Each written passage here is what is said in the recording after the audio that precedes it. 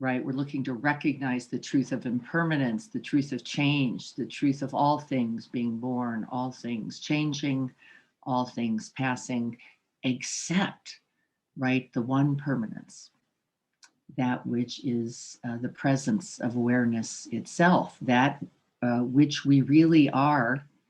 And don't we see, all of us, I was just recognizing as I was looking for something stable, something solid, something permanent to fix my attention on yesterday, I could only find one thing.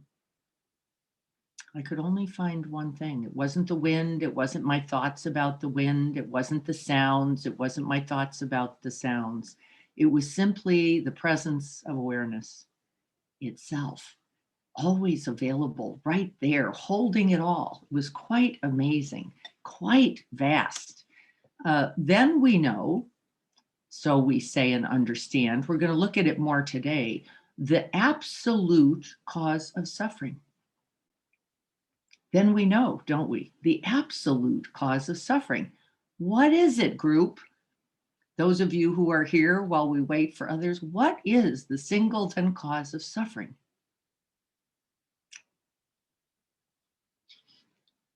Somebody write it, chat it. What would you say? What do we know? Once we see the true nature of all objects, all mind objects, all experience, all bodies, all sounds, what then is the cause of suffering? Forgetting, then. Yeah, let's read, see if anybody's getting to this. Attachment. Can be, but seeing attachment actually then it's no longer attachment. But yes, it's a part of the cause of suffering. Our own minds, our perceptions, not by themselves. Perceptions are just perceptions. Thoughts are just thoughts. Attachments are just attachments. Clinging, yeah, closer. The stories, the expectations, the believed thought that we are that we are then what? Those thoughts coming and going. We are those emotions rising and passing.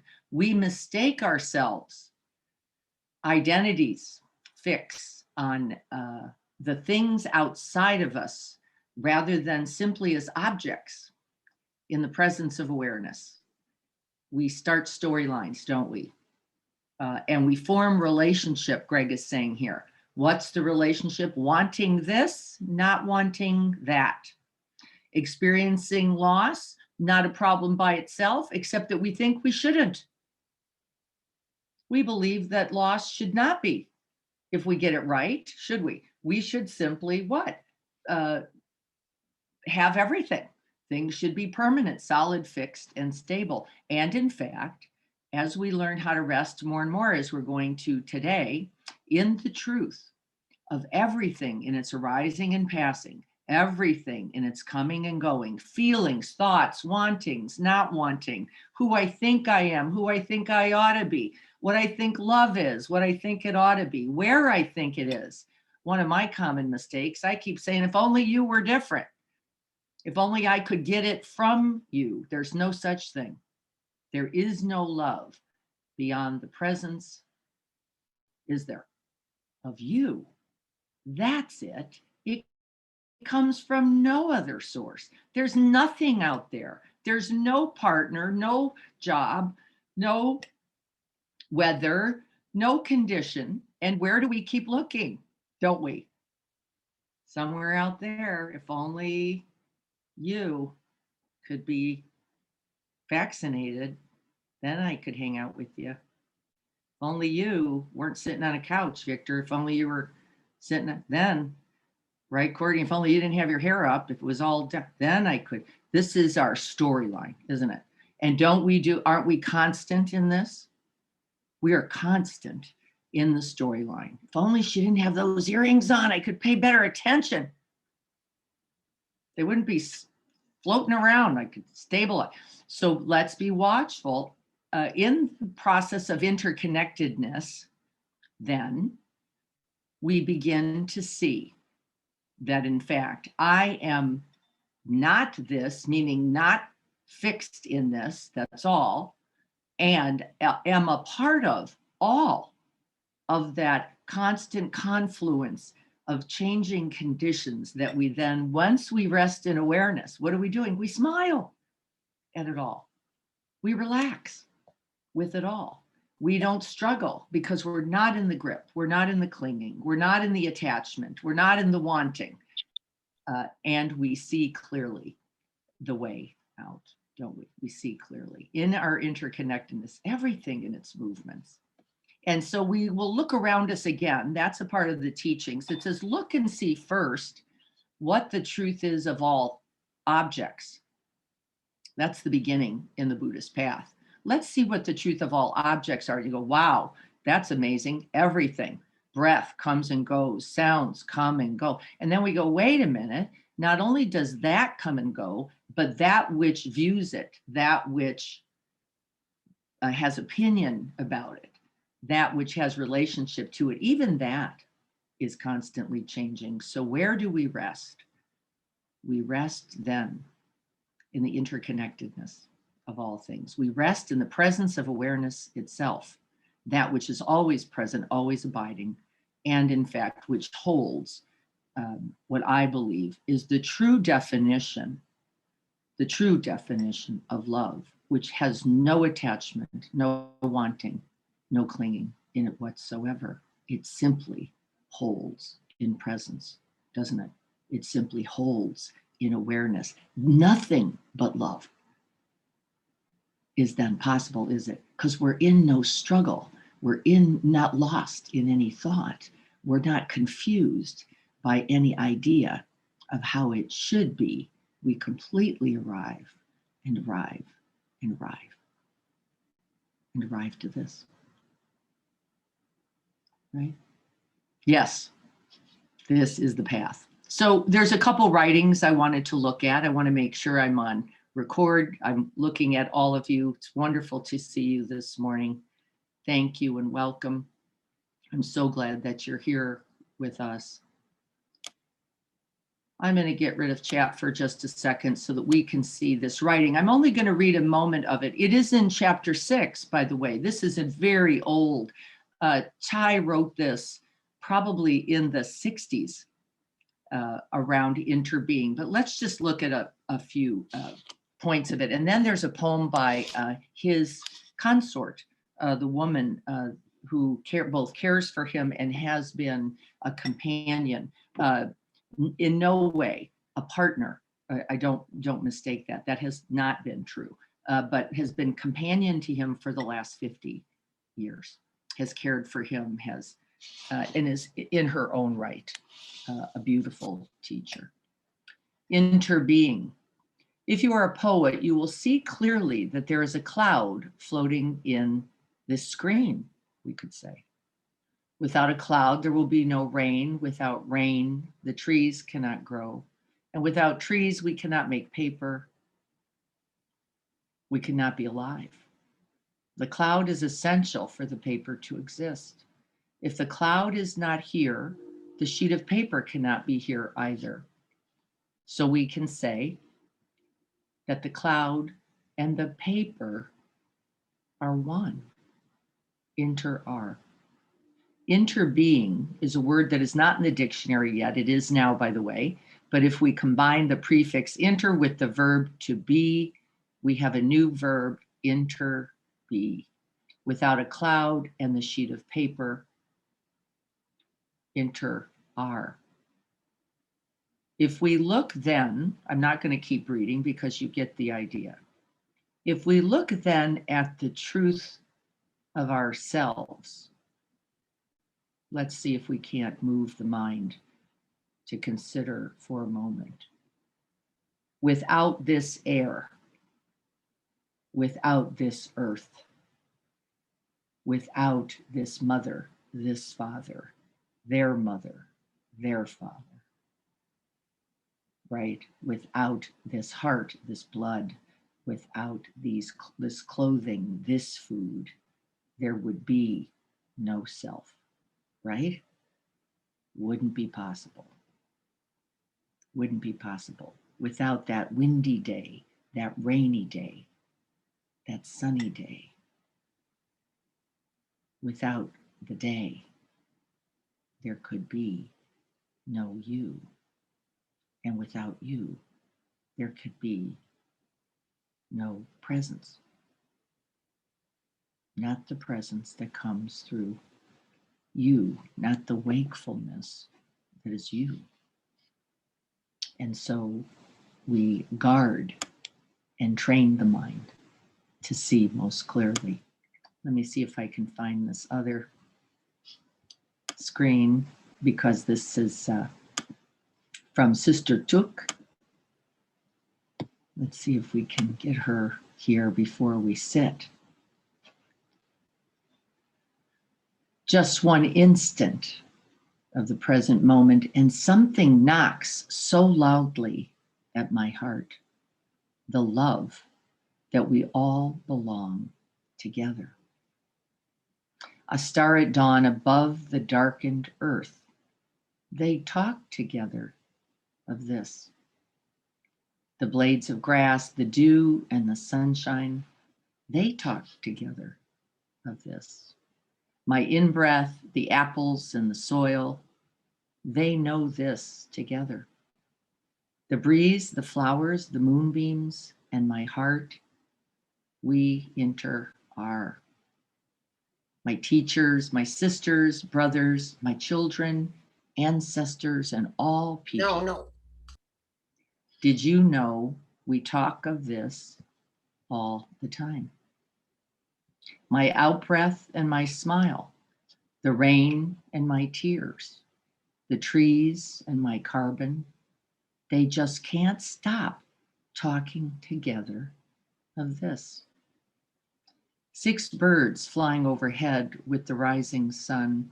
I suddenly wonder if any of them feel exhausted or have a deep pain in their wings. I see it must be so, and I am shaken by compassion. Who am I if I am not these birds? Who am I if I am not all things? We do this together. What happiness, what joy. We do this. Being, breathing, living, loving together. What joy, what joy when we remember. And so let's prepare to sit. Interbeing, interbreath, resting in the presence that was before, is now, and will continue beyond what? Beyond all form, beyond all body, beyond all thought, beyond all sound. But we rest in this first, don't we? We come home to ground in the present moment, in this very form offered to us, in which we can bring that awareness. And so finding our way gently, lovingly, smiling at the truth of that poem, the interbeing of everything. And then we rest immediately. It's not just me holding it all up. It's everything holding everything. And then we can take a big breath in, breathing in the whole truth of this with awareness and breathing it out. And we settle in to the reality. We settle into the Dharma. We relax because we remember the infinite things, all conspiring. In fact, the whole of the universe throughout all time, conspiring to your presence right here. How amazing is this?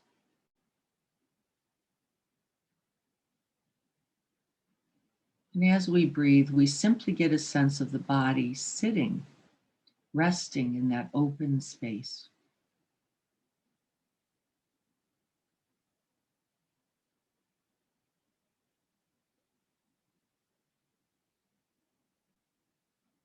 We feel the way the body sets itself when we let it. We see that the mind actually knows the way home,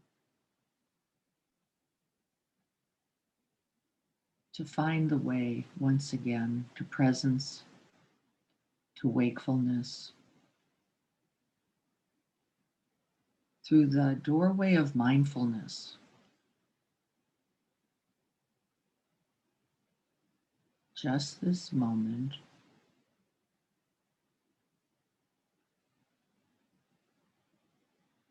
just this awareness.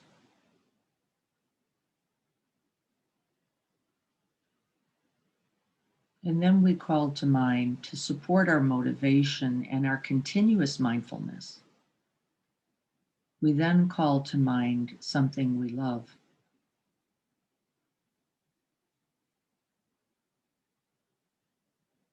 We love the practice, we love the Dharma. Not the love that comes with attachment, but the love that is undying, unwavering, that is as boundless as awareness itself. They are bound together.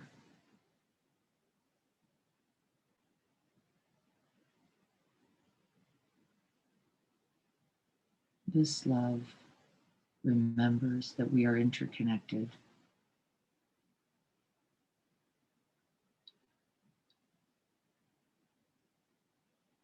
and does not mistake any moment, not any one moment, for who we really are,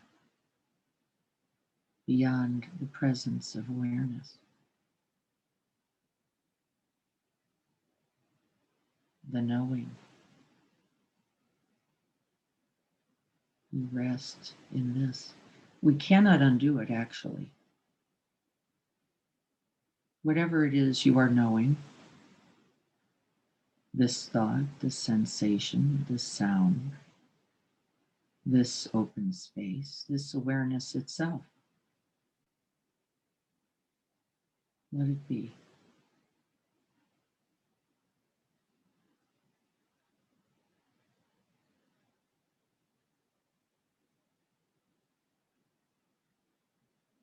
May this practice be a benefit to all beings. And through the practice, may we cause least harm, remembering our addictive nature, remembering our habits for clinging and grasping, wanting and not wanting. We named the cause of suffering. And once we know it, awareness shines.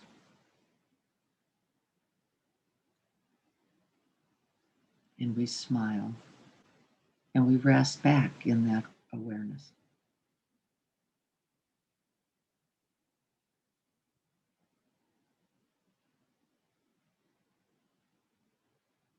May all beings be happy and free. And may this practice contribute.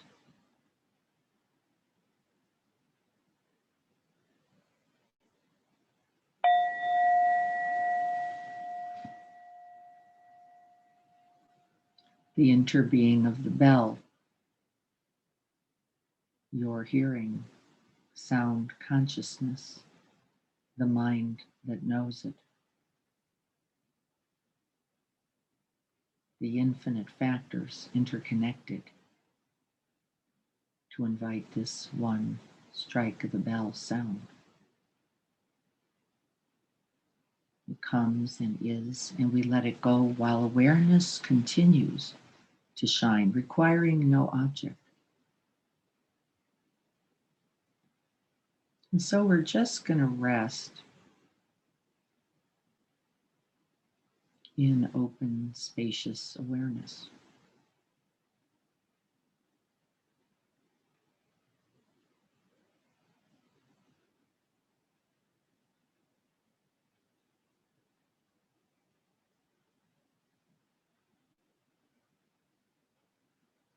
The sound cannot be heard or known. We cannot see the process of arising and passing. to know the nature of all things.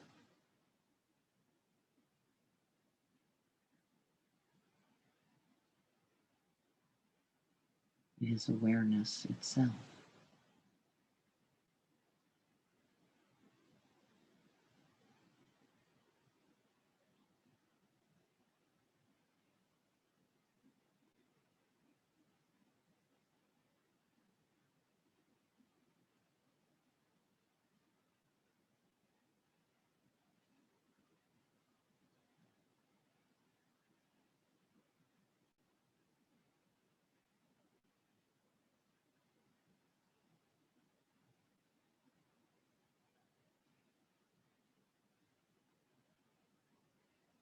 We have been gifted this precious human life and the opportunity to know, to experience directly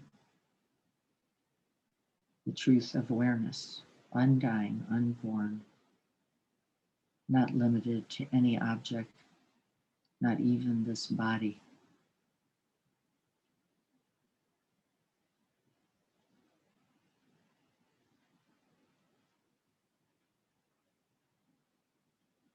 There is no struggle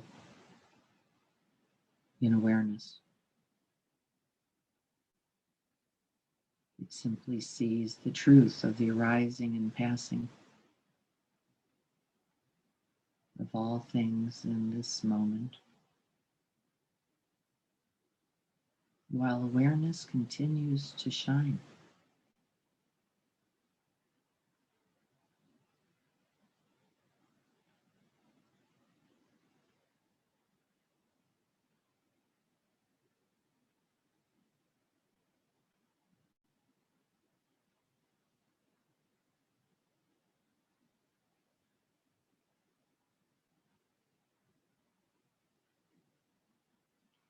There is no thoughts to think.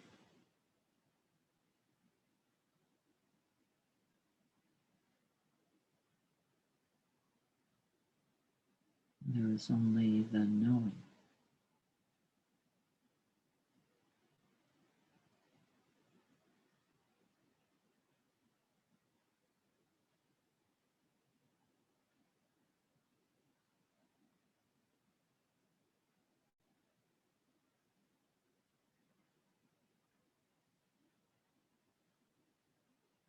There is no self to cling to.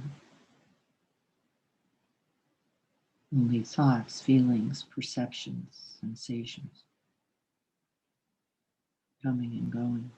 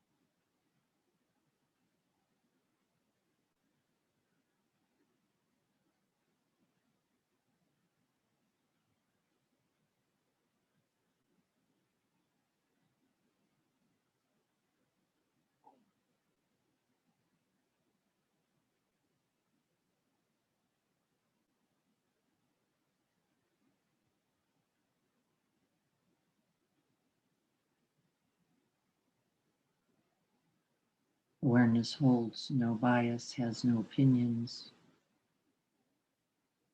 is not preferential.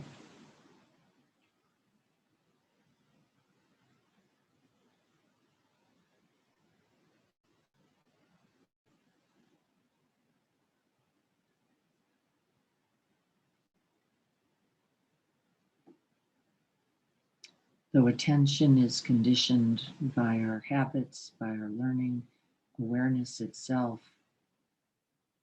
unconditioned.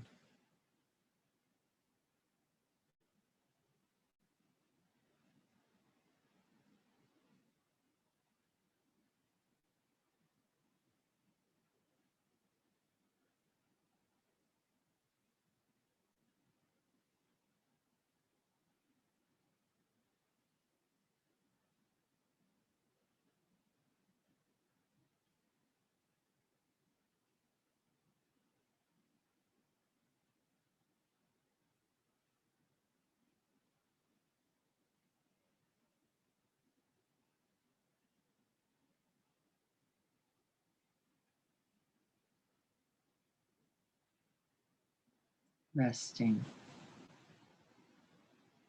in the open space of awareness.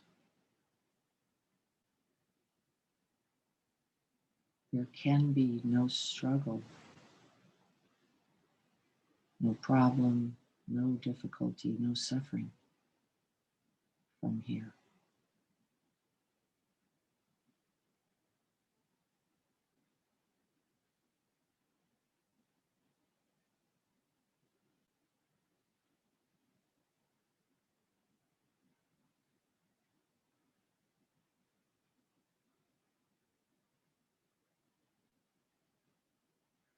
It is the vast screen on which all of life plays.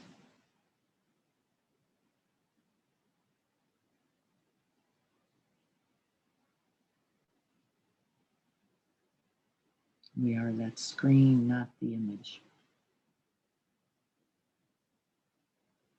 not the thought.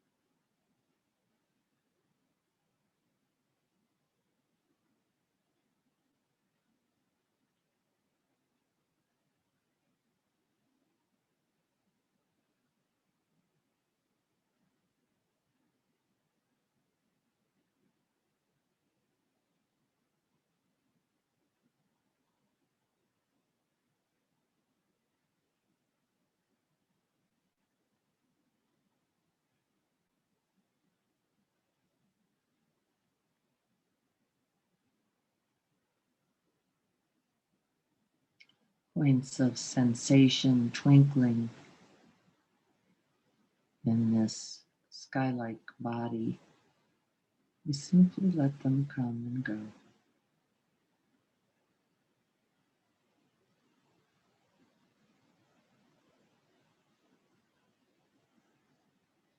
We don't grasp or cling, resist or push away. This is not me. I am not this.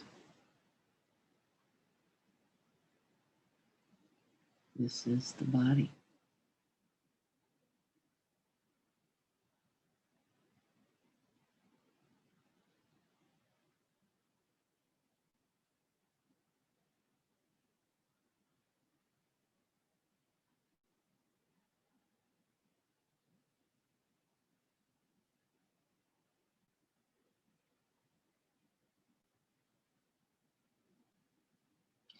It is only from this wide view, this large lens, that we can see the interplay of all things.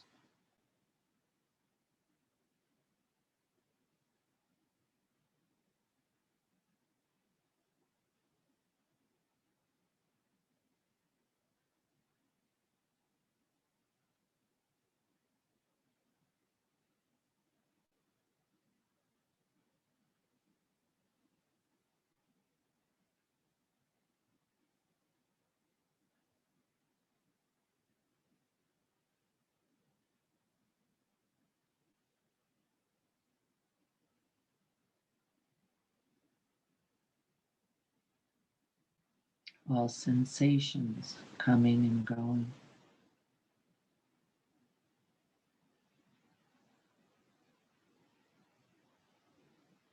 Awareness holds them all.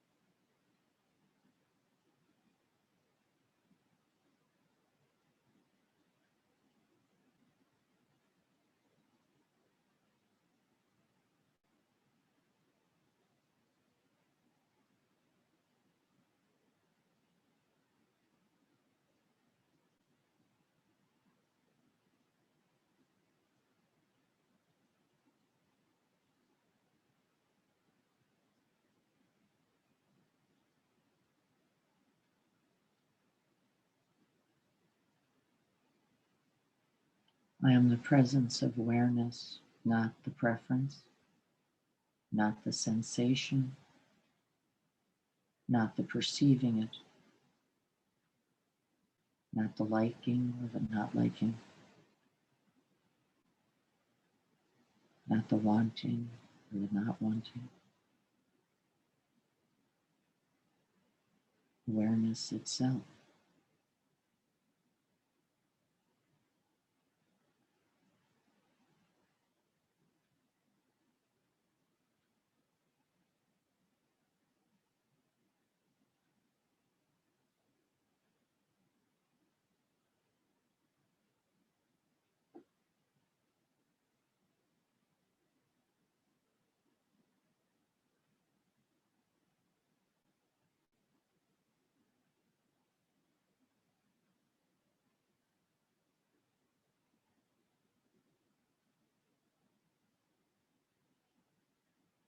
Instead of the idea, I am cold, we could say, cold arising. I am that which knows it.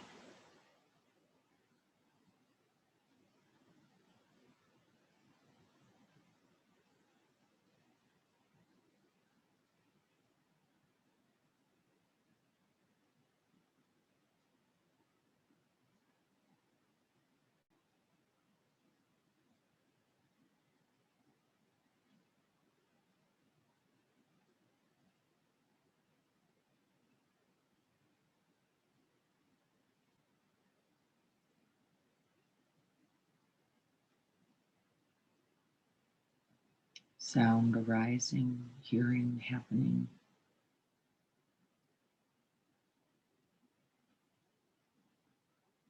Awareness of hearing.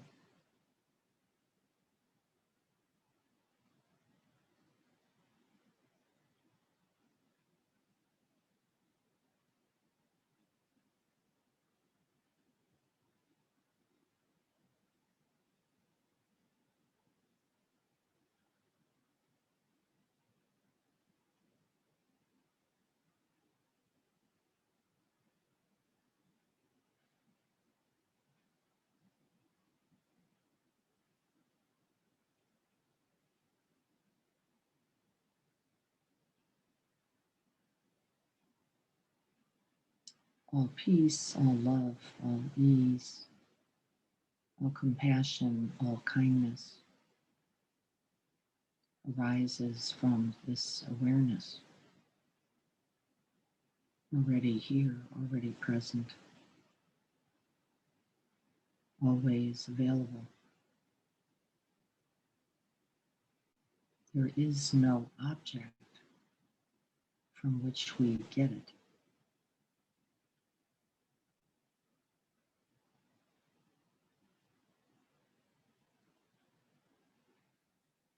These are the boundless qualities,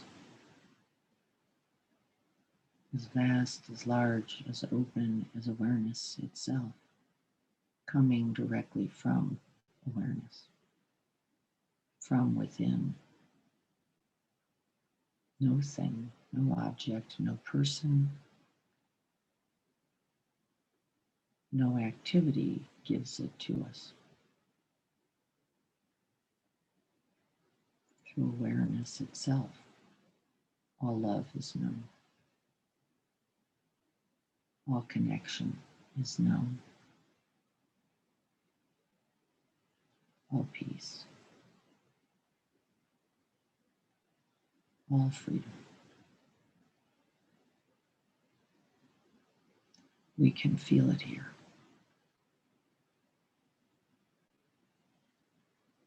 And we can abide in this as our true nature.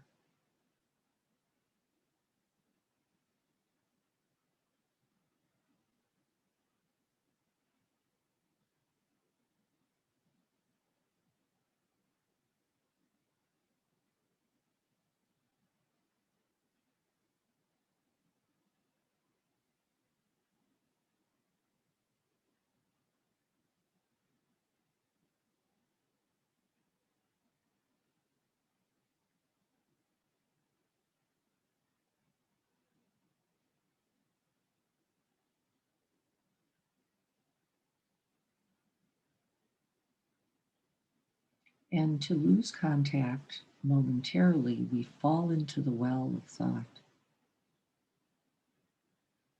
We fall into the well of conditions,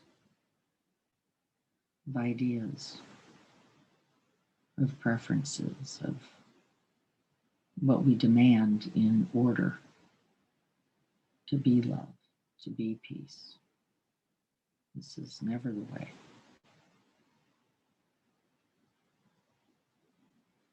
From awareness itself, only love. And we are joined in this.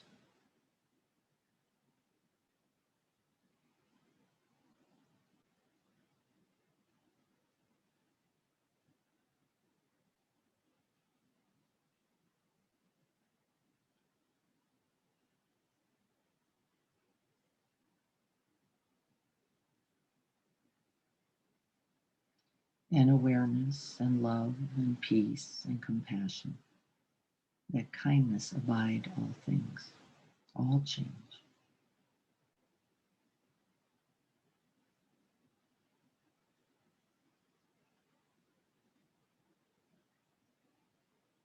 And offers itself freely. This is the response.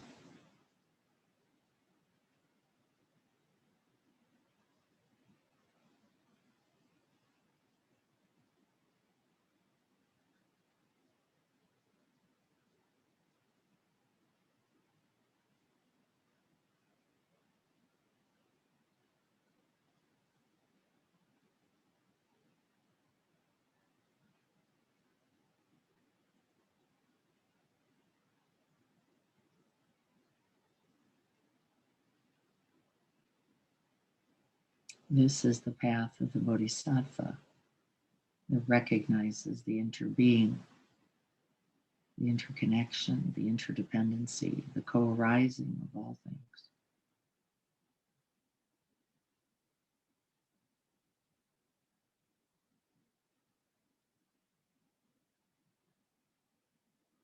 Held and embraced in that vast open space, in the presence of awareness.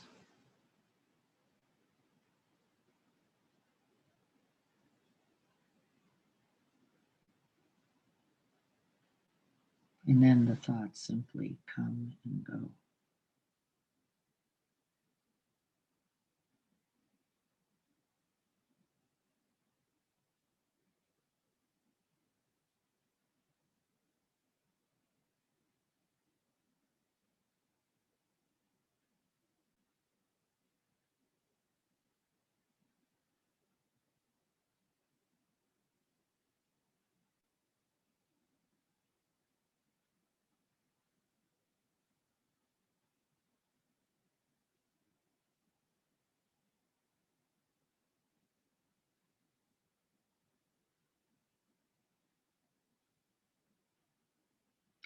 From this place, this presence of awareness, all healing happens.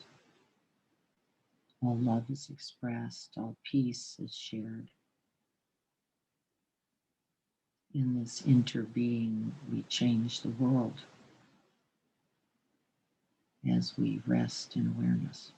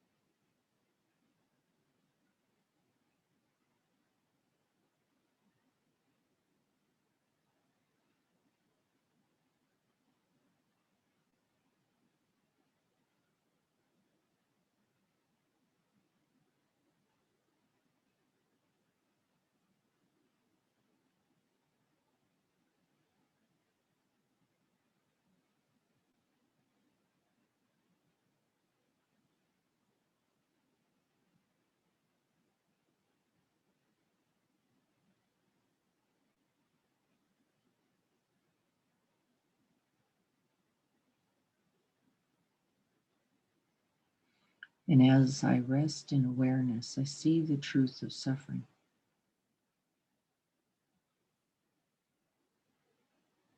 It is not in the change. It is not in the birthing. It's not in the dying. It is in the clinging, the grasping, the holding, the wanting. And in awareness itself, awareness does not cling, but can know clinging and set us free.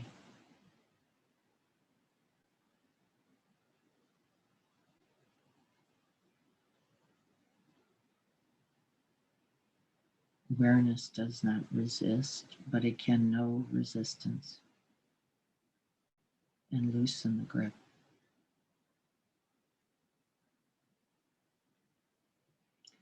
This is how mindfulness becomes wisdom, and wisdom becomes skillful action, and how skillful action becomes love and compassion alone.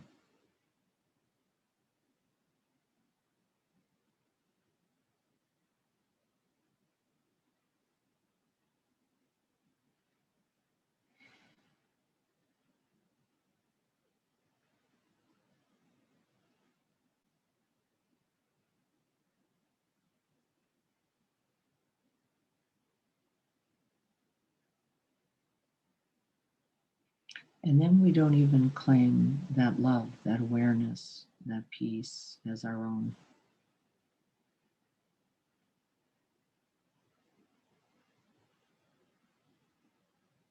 We understand it as a part of the interconnection. It is before, it is now, and will be.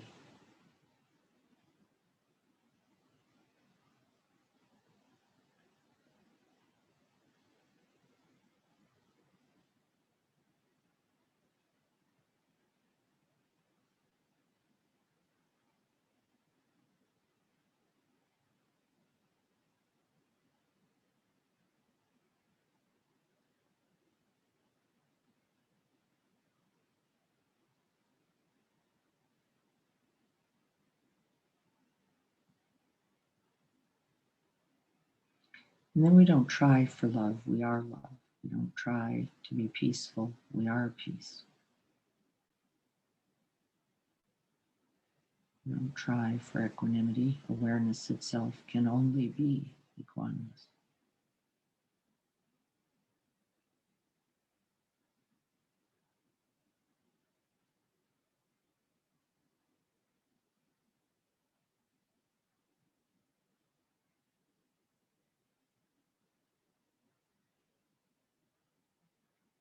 Compassion is the only result of our interbeing as we see the truth and the cause of suffering, both in ourselves and others.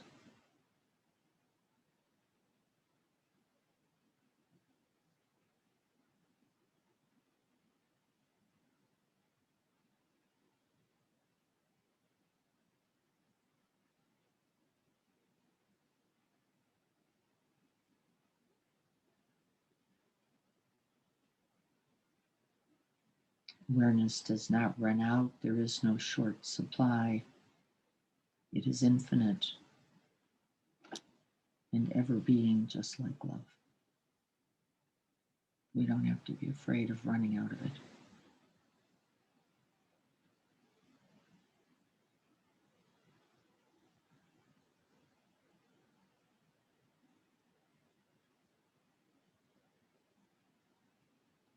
Just like awareness, as you're noticing, just here and here and here, continuous.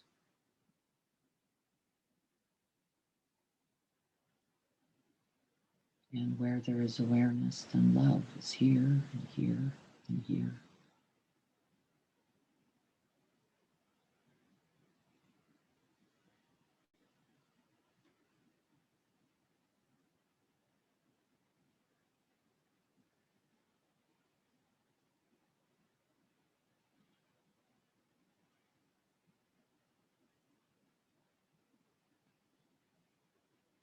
connected to all things and the infinite conditions upon which all things rest.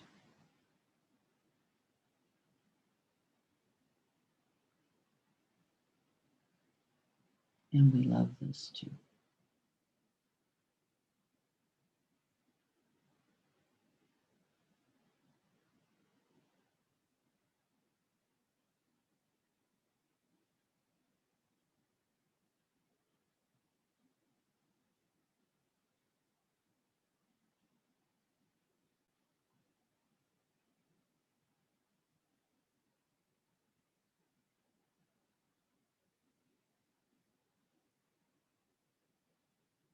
Let go of the thinking and come home.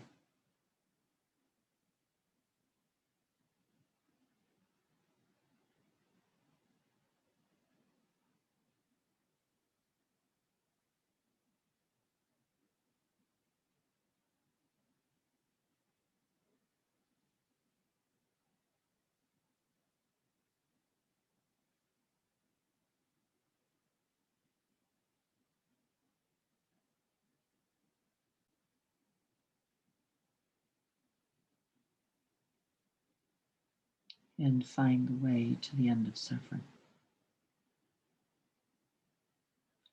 The way to true joy, ease, peace, love, and compassion right here.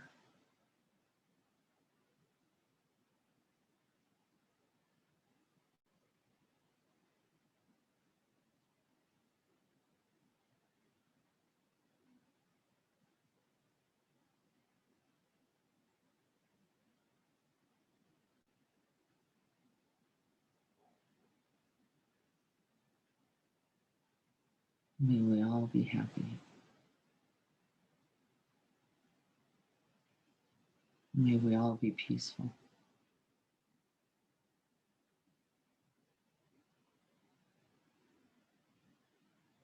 May we all see the way to the end of suffering.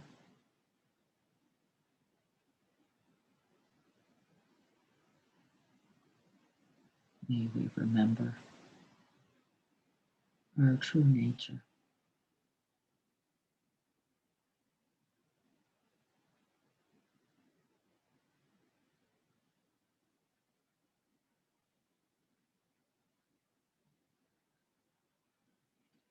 Right, luminous, wise, and loving.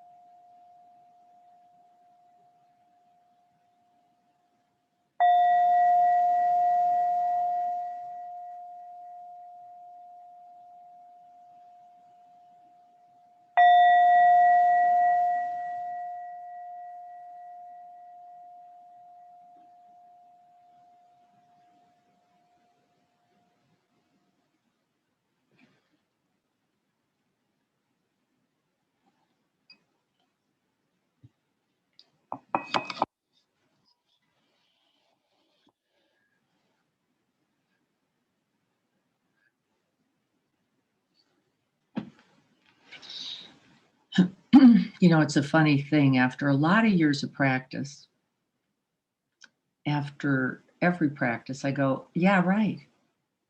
I knew that. How did I forget? I know, really. Awareness doesn't forget.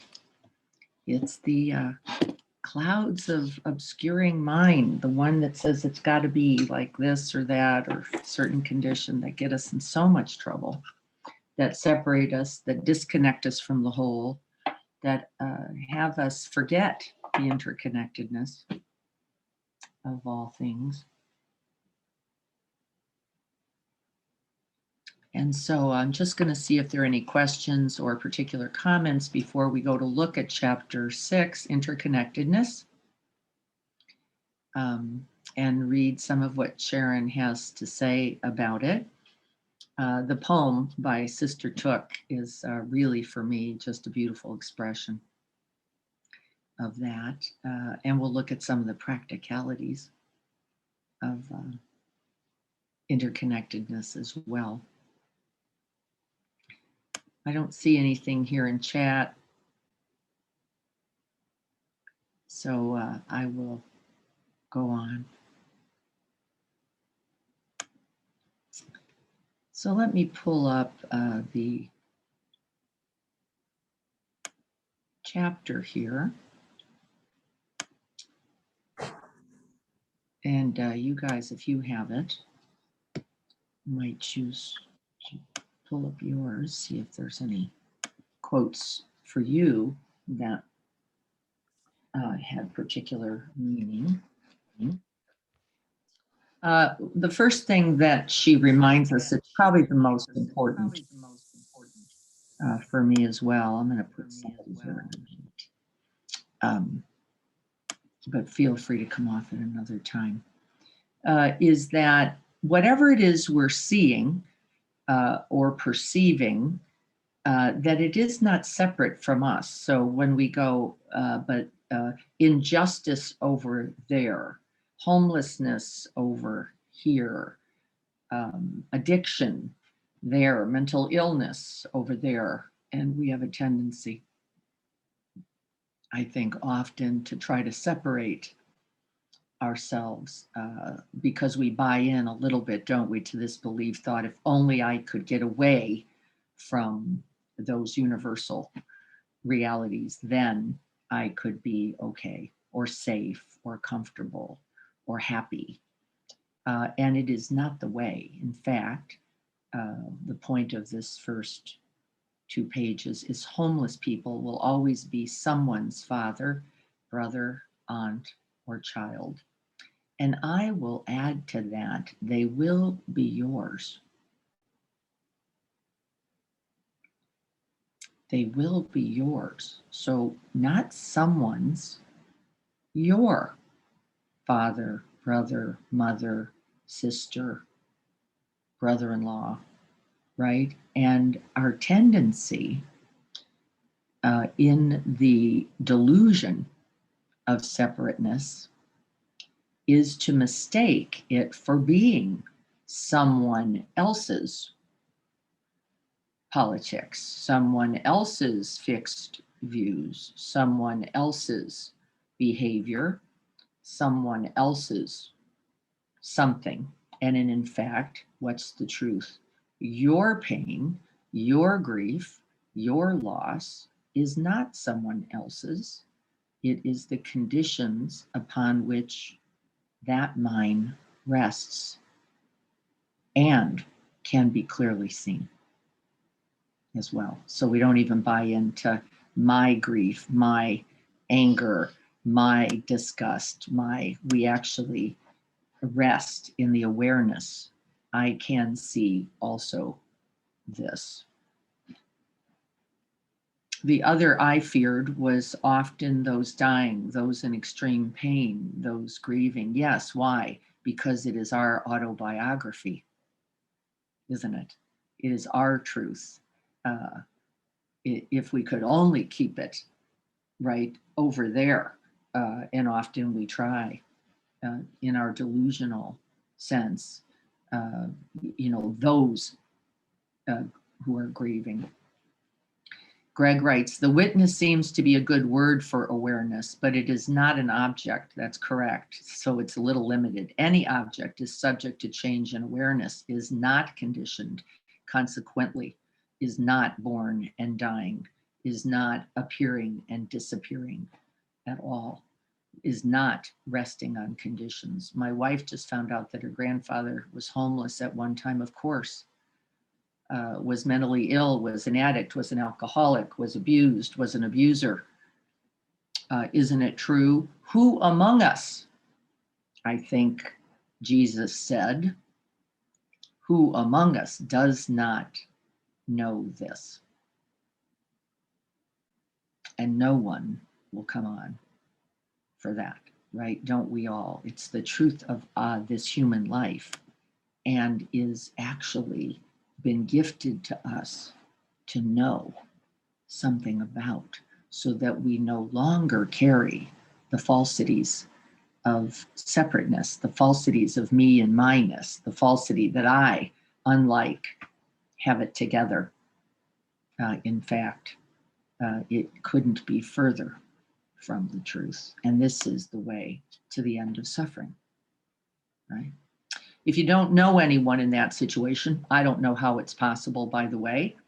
It's so easy to dissociate from the humanity of someone who is homeless and just walk on by. Yes, but if you love someone or know someone who is either on the street or any of those conditions of suffering, sooner or later our hearts break open, and they better, or you aren't paying attention. Or you aren't paying attention. You are completely lost in the my house, my neighborhood, my car, my whatever life. We are all subject to these conditions and cannot escape them, says the five remembrances. Remember, we will all have a body that dies. We will all have health that fails. We will all have the things we cherish lost.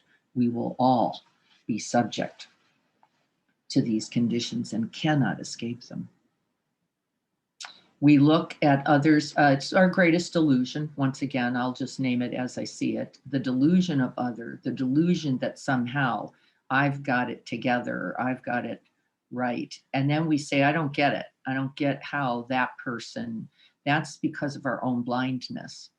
That's because of our own disconnect. That's because of our own circumstance, where we go, I am my circumstance. So if I'm okay, why can't everybody be okay? Knowing that in one condition change later, one breath later, that is you. That is you. And we walk around a lot, don't we, in our false comforts, protecting us from the reality of the interconnectedness. And the pandemic has done nothing but help us shave some layers of those others away, or has made it greater, right? We've even solidified that. Those who wear masks and those who don't wear masks. What is more true is those of us who fear the other. We're all familiar there. We're looking at someone who exemplifies one of our most pervasive fears. The truth is that we project most of our fears onto others. And so rather than confront our own rage, we complain about the others complaining. Rather than confront our own fear, we complain about the others' neuroses. Rather than own our own pain, we blame the other for being too sensitive. This is one of the ways we further separate and cause further harm to our interconnectedness and our unity. Making sense so far? Self and other and the sparks of activism. What Sharon says here, what components combine to create our sense of self and other?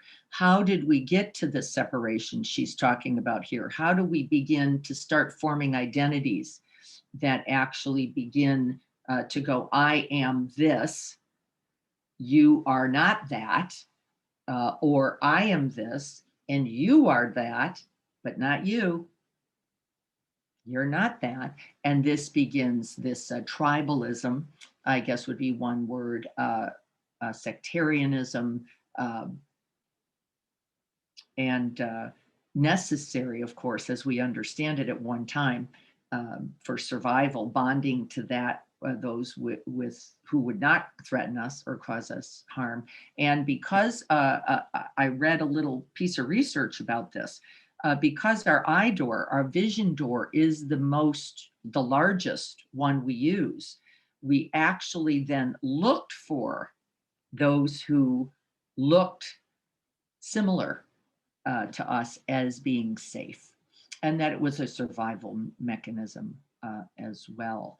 And so things like color of skin and color of hair and color of eyes and shape and size, and right, and don't we notice how we really dissect and separate or connect based on these very temporary, so temporary realities, because whatever your hair color, I am evidence of this, it also does not stay a certain way. It's not permanent either. Neither is hair, as is not the body, right? Has that identity largely been imposed upon us by stories others tell about us and about our communities, even, not just the individual? Or is it something we ourselves enlist for courage and self-respect? How do we hold that sense of identity? And really, the point is, can we hold it lightly? Can we remember its mutability? Can we remember its, I think the word they use here is intersectionality, that we are these pieces of truths for a time that don't even hold together, really. So this age and this sex, and look at all of our sense of violation when that gets challenged in some way. Something as really relatively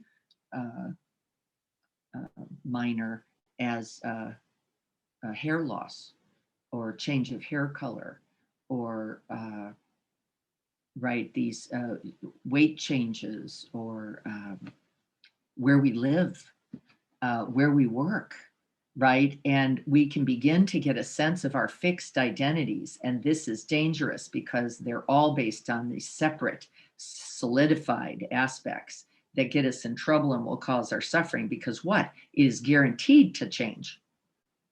We will not stay at that job, with that partner, with, right, in this body, with this hair, ever. And our really umbrage, our sense of violation is so huge, isn't it?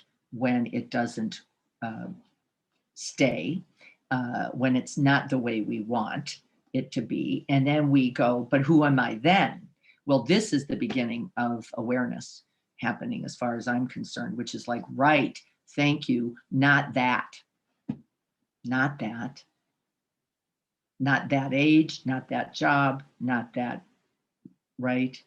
And we notice, based on our teachings, based on our learning, based on our values, where we get stuck, right? Uh-oh, now I'm coming up against that change in a way. I handled this other one pretty well, but not this one. This one, because, well, now I'm noticing this big hole in my ear after 50 years of wearing earrings, and going, oh, all right, not, wasn't looking forward to that, wasn't planning on that. And that, I'm using that as a really fun example. It's really much bigger and it's much more distressing, isn't it?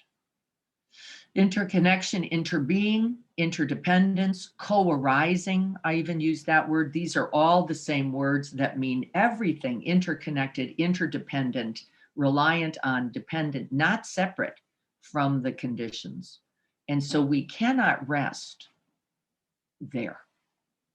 We cannot find rest in any of that. Everyone is interdependent, connected, reliant on one another. You could not be alive if not for that reality. And so how do we respond and live in the truth of this, right? And then we see everyone in need as a brother, a sister, a mother, a father and ourselves, don't we? If we look, it could be me, and it can be you. And in fact, more often than we wish, it is.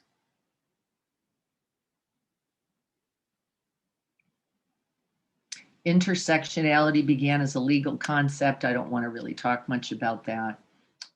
It was the different kinds of prejudice that anyone could experience could often be multi-layered, as we know, of course, it is. And as it is also true in intersectionality that we all possess different levels and layers of skill, of giftedness, of privilege, I think was the word they used here.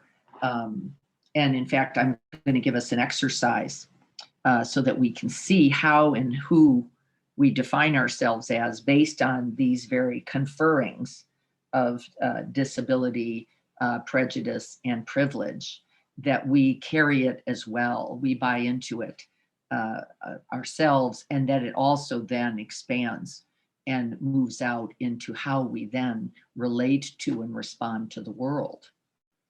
Over time, the concept expanded to encompass not only intersections of oppression, but also of privilege. We're looking at that quite distinctly now.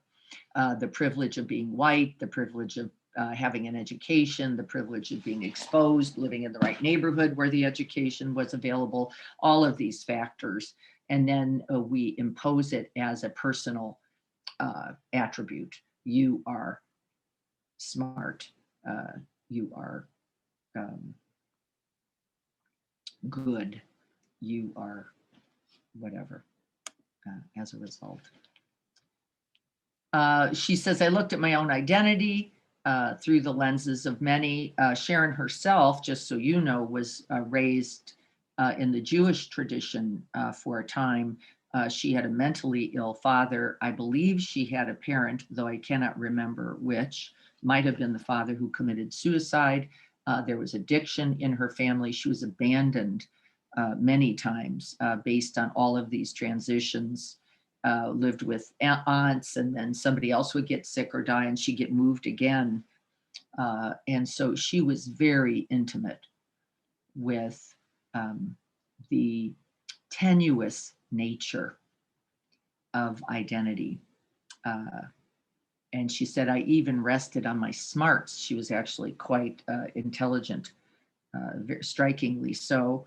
I even rested in that to see that it itself could not hold me up. Within this fathom-like body lies the entire universe. I love that phrase that's put it in blue, because when we find ourselves separated, can we remember, I am within this fathom-like awareness, connected to everything. Here's one of the notes. This is what will be in the summary as your reflection for this interconnectedness, intersectionality. What levels of intersectionality do you understand that have become a part of your own identity and that you rest upon? Privileged or discriminated against, gifts, skills versus disabilities, losses and challenges.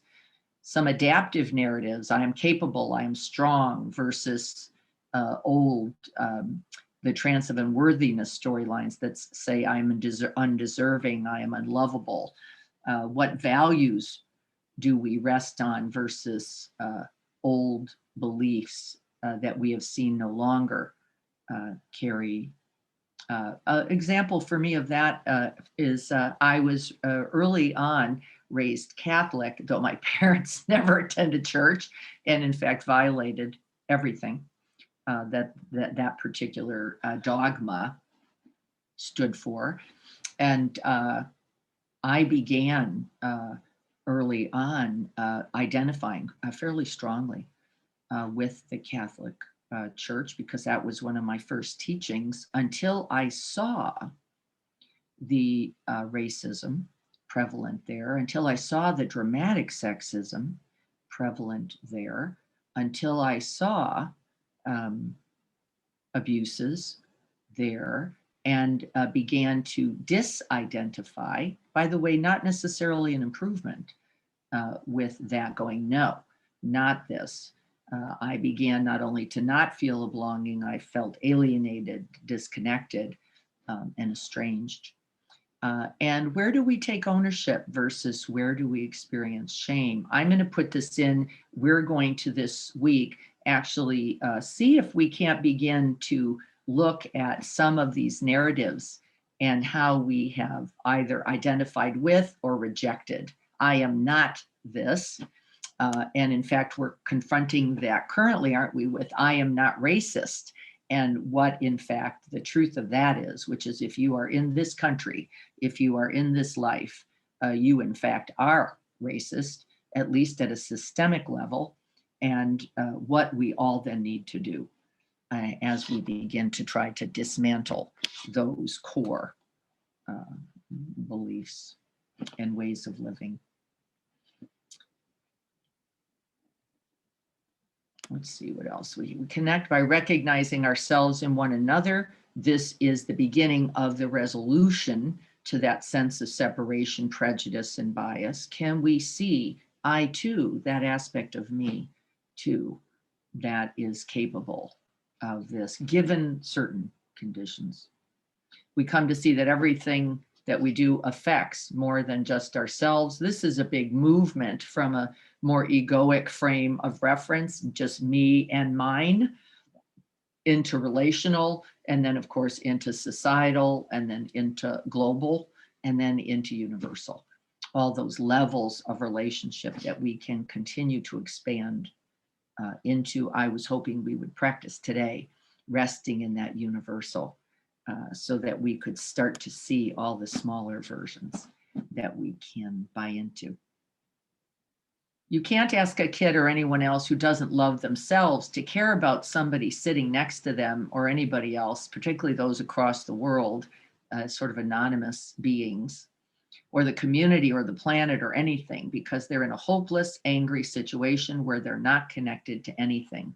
I worked in the inner city schools in Chicago, and really I saw very quickly that my trying to get these kids to even care for themselves was going to be big work. They had already been handed the narrative that you are worthless, that you are nothing, that you are not even deserving of a legitimate education.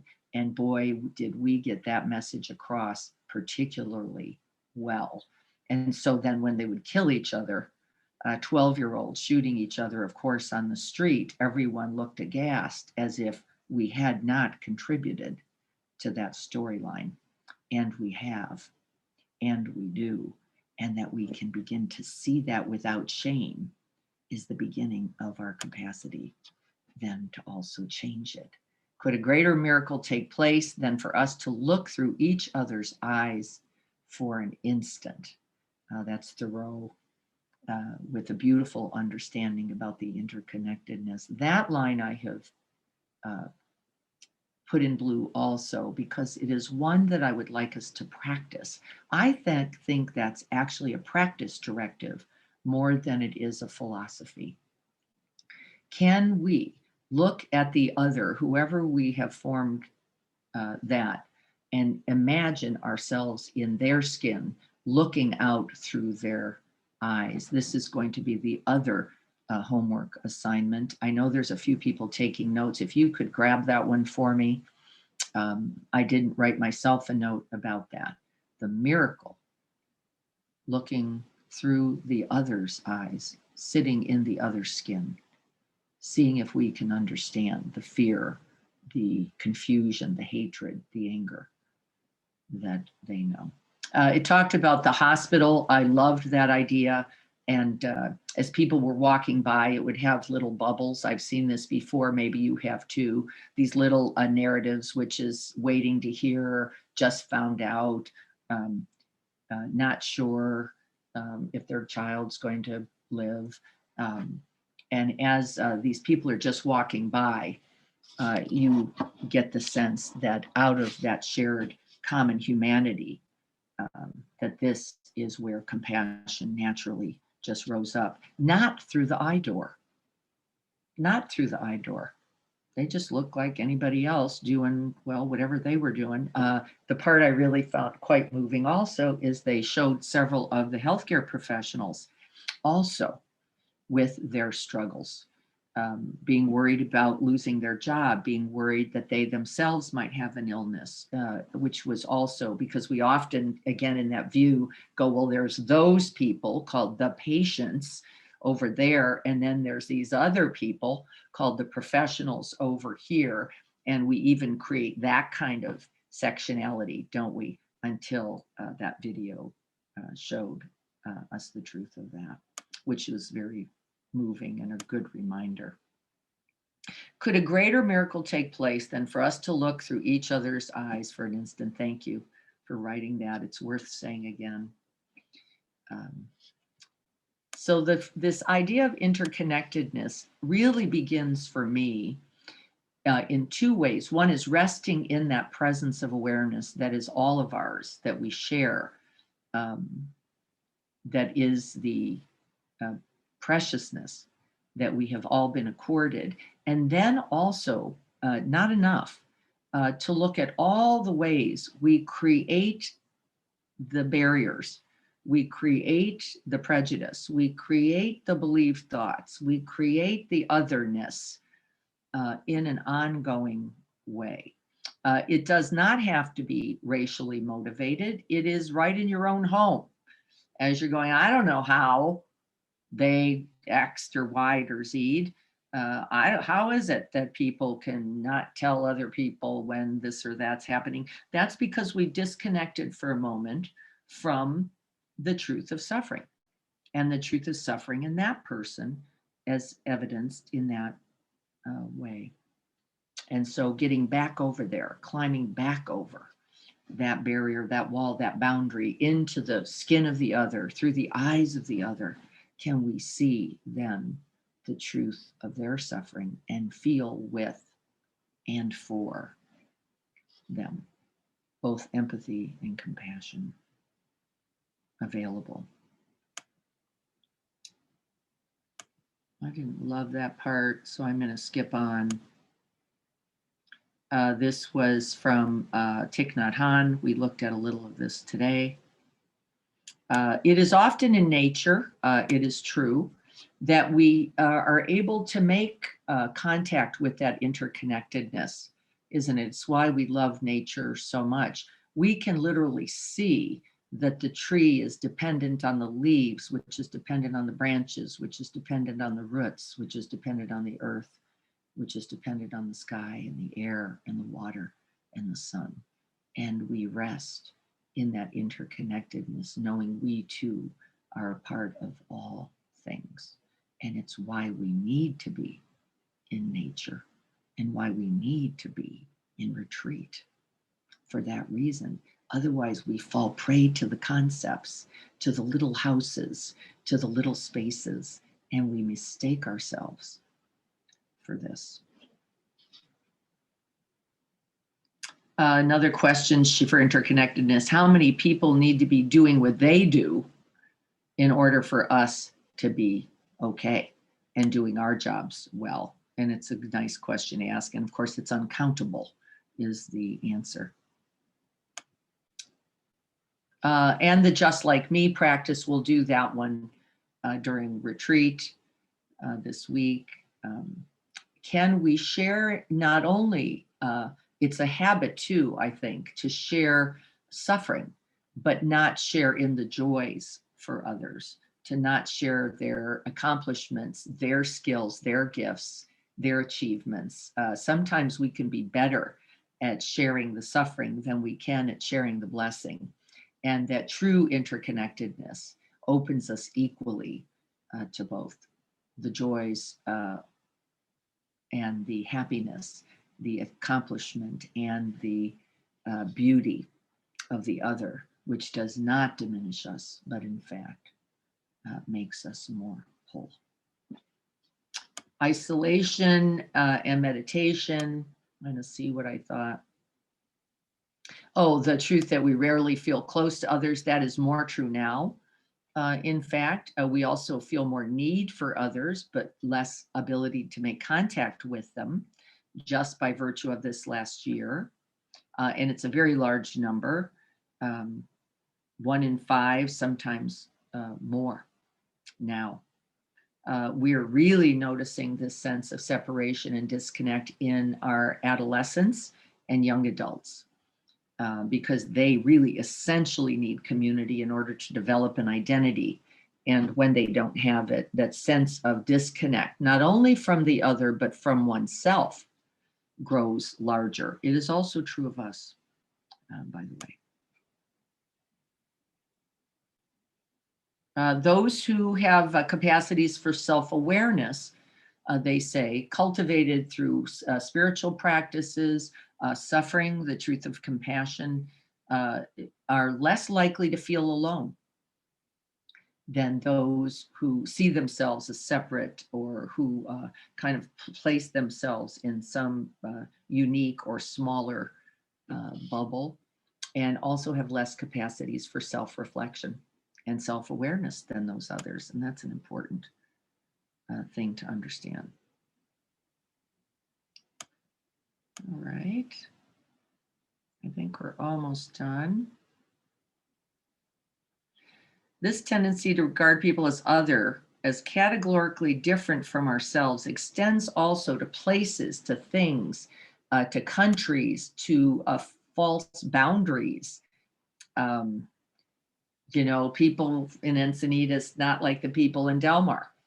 I don't like them. These false boundaries and barriers that we're constructing all the time, can we begin to take a look at them and notice what's actually the fear in our way, to see the other as us, not separate, not disconnected. The truth of continual, Judd Brewer, great researcher, lovely guy besides, great practitioner, that we're in a constant state of contraction and expansion. So rather than judge, devalue, diminish, that we know where we are and that we know how we are. We know it by feel.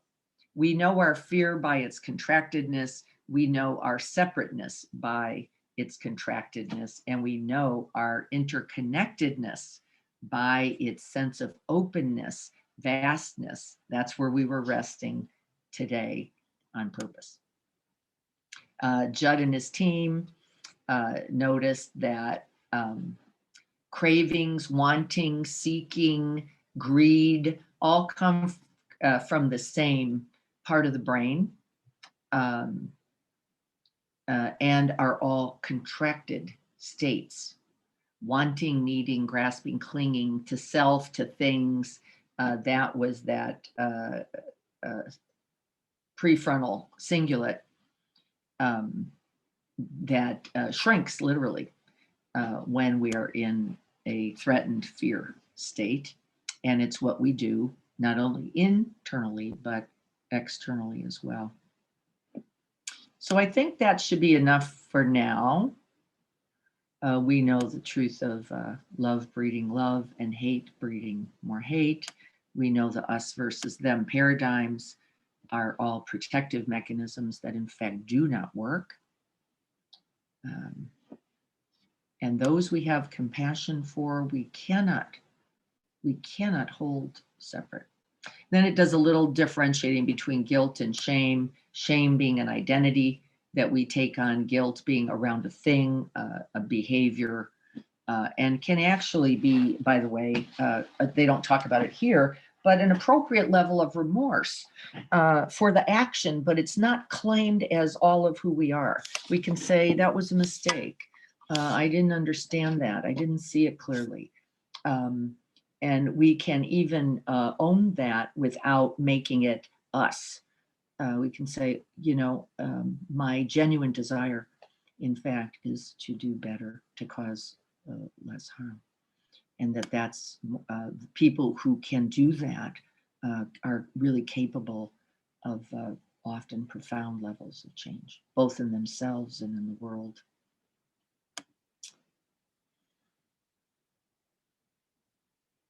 I can see that when I am reckless, hurtful, and sensitive, those actions are born from a place within me that is also full of pain.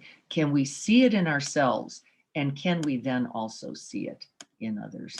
This is the key. If we cannot, then we are truly delusional, not seeing clearly the truth of pain and its consequence, and the truth of awareness and its path to healing. So thank you so much. I think we got through chapter 6 pretty well there. I will look and see if there's anything before we end. I will put those things out today on the website because I want us to be practicing. Can we climb out of our limited believed thoughts, our sense of me-ness, to get into the skin, into the bodies? You can actually imagine yourself breathing there. You can even breathe with for a few breaths. I love that practice. Match the breath of the other. See if you can't sense what's actually happening there. And then see if you can't see right through the eyes and the mind of that other. What pain, what fear, what distress is actually there contributing to just potentially distressing or separating behaviors. It is always true in both me and you. I know we have to go. Many people off to work this morning. I want to say thank you and blessings to you for being here with me in the Sangha, practicing together so that we can see clearly. We can see clearly, you just like me, with this fear, with this wandering mind, with this caught in clinging or aversion, right? And so let us be the miracle that is the one who can see through the eyes of the other, just for an instant, maybe 3 breaths, and see what you notice. Awareness is sufficient to hold it all. I will look forward to being with you. I will be in retreat. Greg will be here Thursday and Saturday for Sangha. I will be in retreat at Quest Haven Thursday through Saturday. I'm really looking forward to, for those who can make it, please, if you haven't registered, please go. I'm going to put the website. We don't have any more room for residents. I think we're done. But we do have room for you to join us for all or part of a day or 2. And so we'd love to see you up there. I can't wait. It's going to be glorious. We all need that time just resting in awareness. And so love to you all. Blessings, everyone. Have a beautiful day. And you make it so. You make it so. I'm looking forward to hearing about that. Be well, everyone. Bye-bye.